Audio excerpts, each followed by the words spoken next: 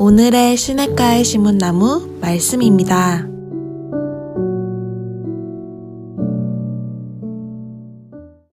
축복합니다. 오늘 베드로후서 3장 말씀 통해서 오늘도 우리가 하나님의 말씀 안에 승리하는 복된 하루가 될 수 있기를 주님의 이름으로 축복합니다. 자, 사도 베드로는요, 이제 사랑하는 성도들에게 마지막 당부의 메시지를 전하고 있습니다. 매우 단순한 메시지입니다. 바로 주님의 재림을 준비하라는 것입니다. 예수 그리스도의 다시 오심을 준비하라는 것이지요. 자, 오늘 이 주님의 재림을 준비하라라는 베드로의 당부의 말씀 가운데 우리는 정말 주님의 다시 오심을 준비하고 있는가? 우리는 그것을 다시 한번 점검해 볼 수 있기를 주님의 이름으로 축복합니다. 오늘 성경에 보게 되면 이 세상 가운데 주님의 다시 오심을 동조하지 않는 세상에 어떠한 영향력이 있다라고 말씀하고 있습니다. 간결하게 말씀드리면 주님의 재림에 대한 세상의 관점은 무엇입니까? 조롱과 무시다라고 말씀하고 있어요. 3절 4절을 보니까 먼저 이것을 알지니 말세에 조롱하는 자들이 와서 자기의 정욕을 따라 행하며 조롱하여 이르되 주께서 강림하신다는 약속이 어디 있느냐? 조상들이 잔후로부터 만물이 처음 창조될 때와 같이 그냥 있다 하니라고 말씀하고 있습니다. 믿지 않는 자들에게 예수님의 재림은요, 어떤 조롱의 이야기가 같다라는 거예요.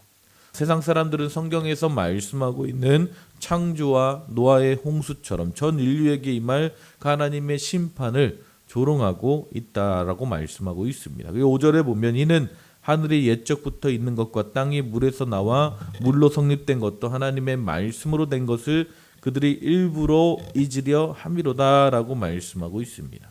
오늘 사도 베드로가 이 땅에 물이 분리되어 세상이 만들어진 이야기를 하고 있는 이유는 노아의 홍수의 이야기를 연관시키기 위해서입니다. 자, 그런데 이렇게 성경에서 분명히 심판에 대해서 말씀하고 있음에도 불구하고 이 세상 사람들은 이 창조와 또 노아의 홍수의 심판에 대해서 애써 부정하고 외면하는 것입니다. 과거의 세상이 한번 모두 물에 잠겼던 증거가 지질학적으로 너무나 명백하게 나타남에도 불구하고 그 모든 사실을 부정하는 것이죠. 이것이 바로 성경에 대한 세상의 태도라는 것입니다. 여러분, 세상 사람들은 그렇다 하더라도 오늘 우리 믿는 자들은 어떻습니까? 하나님의 다시 오심, 예수 그리스도의 재림과 그 심판에 대해서 우리는 어떤 마음의 태도를 가지고 살아가고 있습니까? 정말 예수님의 다시 오심을 사모하며 기다리며 살아가고 계십니까? 정말 그렇다면 주님의 다시 오심은 오늘 우리의 삶 가운데 어떤 영향력을 끼치고 있습니까? 우리가 주님께서 다시 오신다라는 이 명백한 성경의 가르침이 오늘 우리의 삶 가운데 어떤 영향력도 미치지 않는다면 우리는 주님의 재림을 믿지 않는 것입니다. 세상처럼 조롱하고 무시하진 않지만 우리는 주님의 재림을 잊고 살아갈 수 있다라는 것이지요. 자, 오늘 믿는 사람들조차도 종종 재림에 대한 기대와 확신이 무너지는 그 이유는 이 세상의 분명한 풍조가 교회에 들어온 탓도 있겠지만 또 다른 이유를 말씀하고 있습니다. 8절에 보니까 사랑하는 자들아 주께는 하루가 1000년 같고 1000년이 하루 같다라는 이 한 가지를 잊지 말라라고 말씀하고 있습니다. 이 말씀은요, 천국에서의 하루가 이 땅의 1000년이다라는 어떤 수학적인 개념을 이야기하는 것이 아닙니다. 이 말씀은 하나님께 우리의 제한된 시간의 개념으로 하나님의 시간을 적용하는 것이 적절하지 않다라는 것입니다. 왜냐하면 우리의 시간 개념으로는 하나님의 계획을 판단할 수 없기 때문입니다. 그분은 우리가 인식하는 이 시간의 제한을 받으시는 분이 아니기 때문이라는 거예요. 자, 오늘 이 편지를 받고 있는 수신자들은요, 극심한 환난 가운데 고난 가운데 처해 있던 상황이었습니다. 그들은 예수를 믿는다는 사실 하나 때문에 잔인한 핍박을 받아 삶의 모든 터전뿐만 아니라 목숨까지도 위협받는 상황 가운데 있었습니다. 말도 안 되는 불합리한 이 고난 가운데 그들은 하나님 앞에 이 억울한 일을 바로잡아 달라라고 간구했을 것입니다. 자신들을 구원해 달라라는 그 간구의 기도를 하나님 앞에 올려드렸을 것입니다.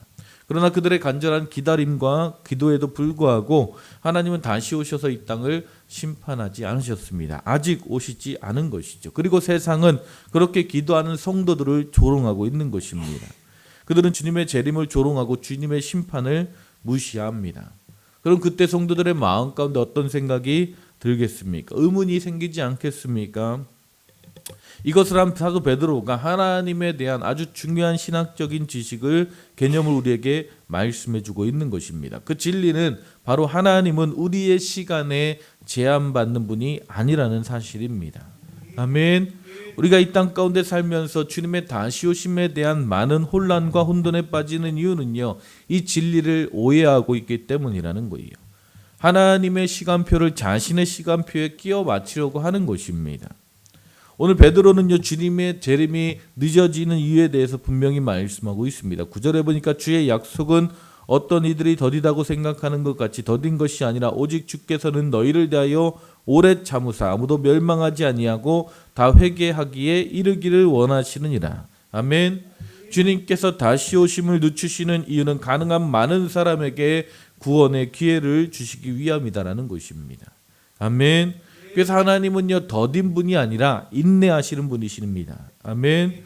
그분은 늦으시는 것이 아니라 일부러 지체하시는 것이다라고 말씀하고 있습니다. 아멘. 그분은 우리의 기도에 무관심한 분이 아니라 자비로움으로 인내하시는 분이 우리 하나님이신 줄 믿으시기 바랍니다. 아멘. 또한 중요한 사실은요, 이 하나님의 심판을 늦추시며 믿지 않는 자들에게 기회와 자비를 베푸시는 것뿐만 아니라 오늘 우리 믿는 자들에게도 기회를 주시는 것임을 기억하시기 바랍니다. 왜 주님이 오늘 당장 오시지 않을까? 그분은 타락한 우리가 돌아오기를 원한 그 기회를 주시는 것이죠. 회개에 합당한 열매를 맺어서 주님이 이 땅 가운데 다시 오실 때 우리와 하여금 천국의 많은 상급을 받도록 기회를 주시는 것인 줄 믿으시기 바랍니다. 그러기에 지체하고 계시는 것이죠. 참으시며 인내하시는 것입니다. 또한 우리가 우리 형제들에게 복음을 전할 기회를 주시는 것입니다. 아멘. 여러분, 오늘 우리가 이 사실을 기억하면서 주님의 오실 날을 다시 한번 기다릴 수 있는 복된 한들교회 모든 성도님들 되시기를 주님의 이름으로 축복합니다. 자, 그 베드로는요, 주님의 재림과 주님께서 다시 오셔서 이 땅 가운데 행하실 심판의 날을 주의 날이다라고 표현하고 있습니다. 그럼 구체적으로 주의 날은 언제 오게 됩니까? 주의 날에 정확히 어떤 일이 일어나게 될까요? 그 날은 어떻게 우리에게 임하게 됩니까? 그 질문에 대해서 오늘 성경은 말씀하고 있습니다. 주의 날은 어떻게 찾아올 것인가? 10절에 그러나 주의 날이 도둑같이 올 것이다 라고 말씀하고 있습니다. 도둑처럼 온다라는 거예요. 도둑처럼 온다라는 말씀은 아무도 모르게 오신다라는 의미가 아닙니다. 주의 날은 모든 사람이 알도록 놀랍게 임할 것입니다. 그럼 이 말씀은 어떤 의미입니까? 그 시기를 말씀하고 있는 것입니다. 그 시기는 천사도 모르고 아들도 모르고 오직 아버지만 아신다라고 말씀하고 있습니다. 이단의 문제가 무엇입니까? 그 날짜를 알려고 그토록 난리를 치는 것입니다. 예수님도 모른다고 하시는데 자기들은 알고 있다라고 주장하는 것입니다. 왜 예수님, 왜 주님은, 왜 하나님은 그의 날을, 주의 날을 우리에게 알려주시지 않을까요? 왜 도둑같이 이 땅 가운데 오십니까? 그 이유를 보게 되면 우리로 하여금 깨어있게 하심이다라고 말씀하고 있습니다. 아멘.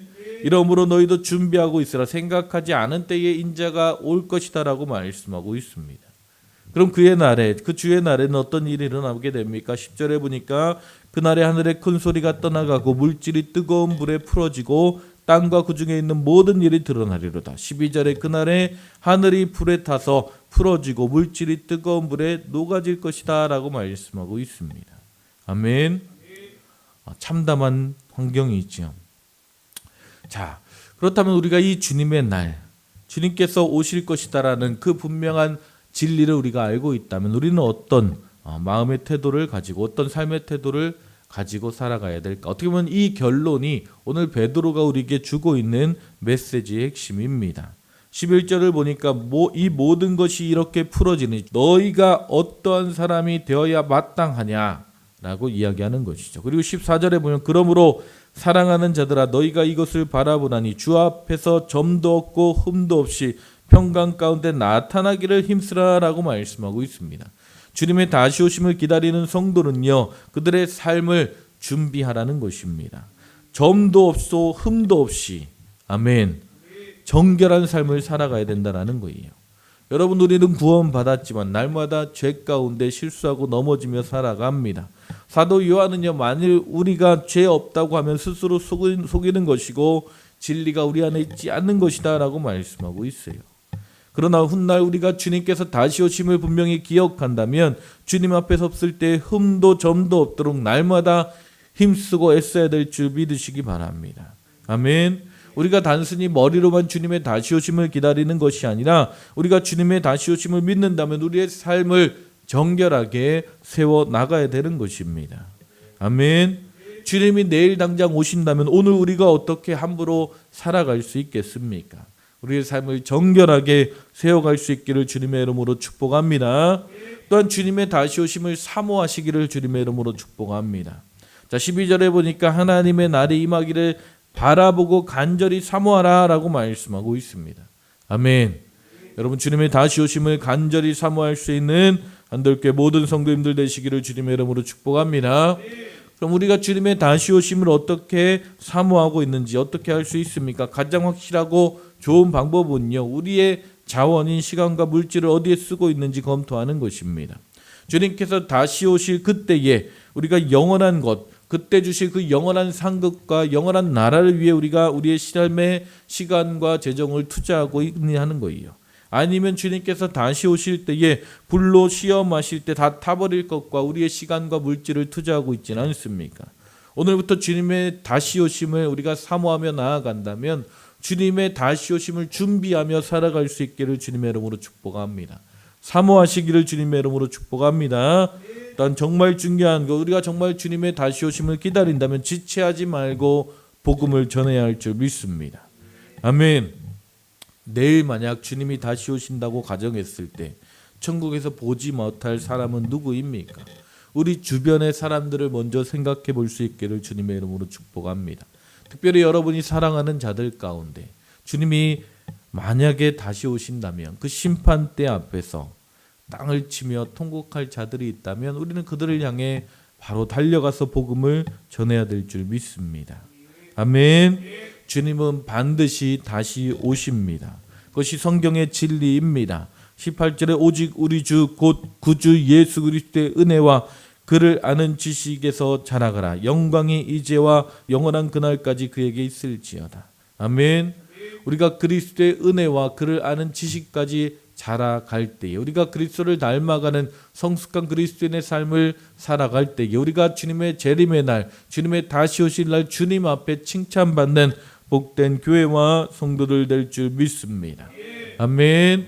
우리가 주님의 다시 오심을 기억하고 또 기다리며 또 그 다시 오심을 준비할 수 있는 그리스도의 순결한 신부로 세워가는 복된 하루가 되시기를 주님의 이름으로 축복합니다.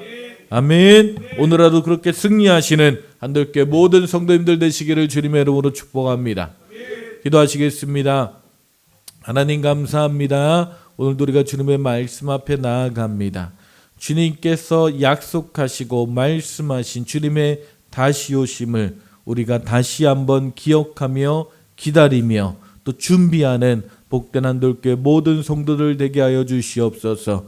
하나님 마지막 때를 살아가는 성도의 삶이 무엇인지 오늘 베드로의 말씀을 통해서 다시 한번 깨닫게 하시고 하나님 우리가 정말 주님의 다시 오심을 준비하며 승리하는 복된 하루가 되게 하여 주시옵소서. 주님 함께 하시고 인도하실 줄 믿사오며 예수님의 이름으로 기도했습니다.